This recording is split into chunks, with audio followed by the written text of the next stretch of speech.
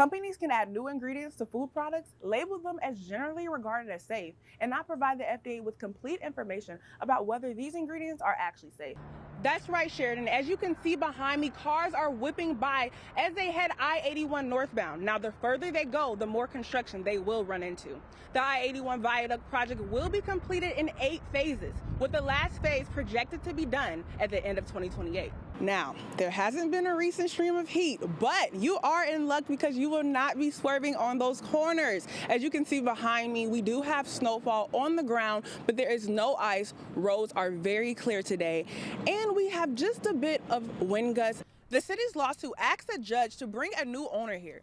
Clear Investment, the company in charge right now, says they're confused because the communication and work they've done in the past year with city officials. 6-year-old Reality Jimenez is entering the room where her first bed in her house will be. An organization in Salina called Sleep in Heavenly Peace is making sure no kids sleep on the floor in our town. You're giving them their first bed that they've ever had. You're giving them maybe the first pillow of their own that they've had. With the help of the bed delivery crew, a child's reality will shift. And as the crew went to work, Reality decided she wanted to join in on construction.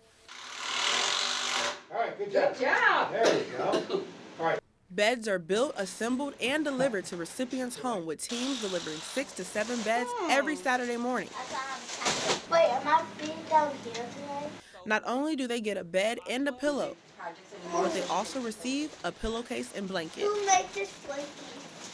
Bedding is donated to the Salina office and typically handmade by donors for the organization.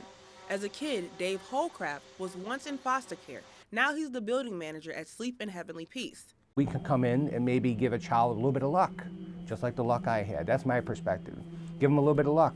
Give them a bed. Maybe you're changing their perspective on their life. Holcraft considers himself a former foster kid turned gift giver. That change is one of the main reasons why I do this. It can have an impact on a child.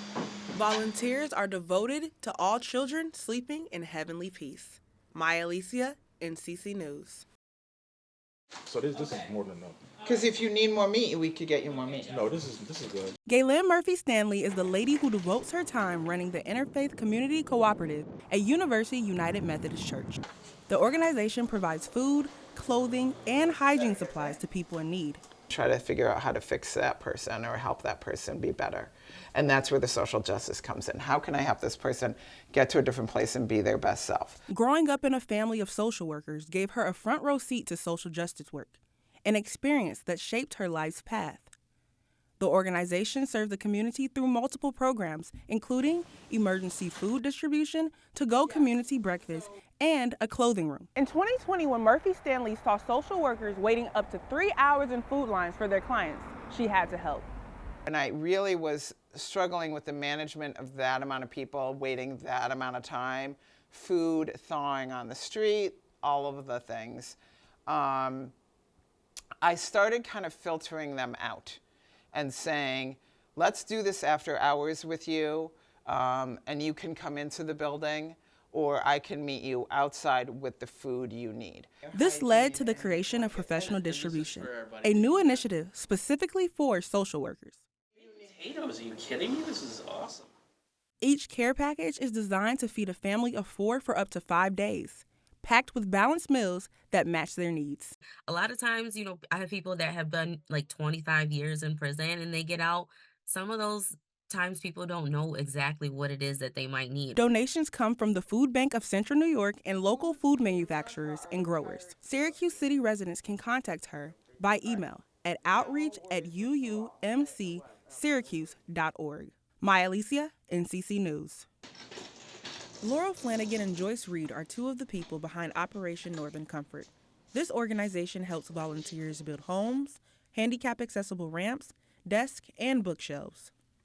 As a group of volunteers, we step in and we fill in those cracks and we help the people who don't get the help from any place else. And the people that we volunteer with have this passion. Reed operates the annual Syracuse Crawfish Festival, a fundraiser event to raise money for the organization, and the efforts help people across the country. Flanagan says a new project they are working on is for hurricane relief in North Carolina. We go where we're needed, when we're needed, with the resources that we have. The people in Central New York are incredibly generous, both with their time and their resources. ONC started with service trips to New Orleans for Hurricane Katrina relief. From there, they expanded to other places, such as North Carolina, Houston, and Mississippi. We have supplies here in the north. They don't have much of anything in that area in the mountains of North Carolina. So our goal is to bring 3 truckloads of supplies down to North Carolina the first weekend in December. Volunteers are committed to service and the promise of hope. Visit OperationNNC.org to help. Mya Alysia, NCC News. Nicole Beckwith, who is the director of the Master of Arts in Nutrition Science program at Falk College, is passionate about food and training the newest generation of dietitians. I think consumers should know that they are empowered and recommended to know what's in their foods by gaining the skills of reading labels, staying atop news that is released to us as consumers. Red dye number 3 is a synthetic dye that gives some food, drinks, and ingested drugs a bright cherry red color. Back in 1990, the Food and Drug Administration banned red dye 3 from cosmetics and topical drugs after studies showed the dye caused cancer in laboratory rats. Under what's known as the Delaney Clause, any food additive that is found to cause cancer in either humans or animals must be banned. In January, the FDA banned it in food, but you'll still find the controversial dye in everything from cupcakes to candy. Thomas Galligan and his team at the Center for Science in the Public Interest petitioned the FDA for a removal for years. It was actually FDA itself who determined that Red 3 caused cancer back in 1990.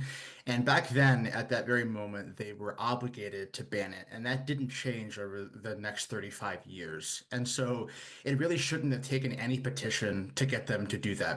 Michigan State professor Joseph Zagorski, who works at the Center for Research on Ingredient Safety, says the additive is a way for manufacturers to make food more appealing. And so just understanding that detection doesn't mean unsafe, presence doesn't mean harm. It really matters how much you're exposed to and how long you're exposed to it. And so specifically with Red 3, I'm not concerned. U.S. Health and Human Services Secretary Robert F. Kennedy Jr. has started the system to remove the U.S. Food and Drug Administration program called GRAS. GRAS, so generally regarded as safe, is a terminology that is used for those items, those additives that have been approved. Companies can add new ingredients to food products, label them as generally regarded as safe, and not provide the FDA with complete information about whether these ingredients are actually safe. Steps are being taken to require companies to inform the FDA before adding new ingredients to food, share safety data about these ingredients, and explain their intended use, with this information being made public. The FDA says manufacturers have until 2027 to remove the dye from food and 2028 for ingested drugs. Once the dye is fully banned, the FDA says they will begin inspections of food manufacturing companies and will monitor imports. Mya Alysia, NCC News.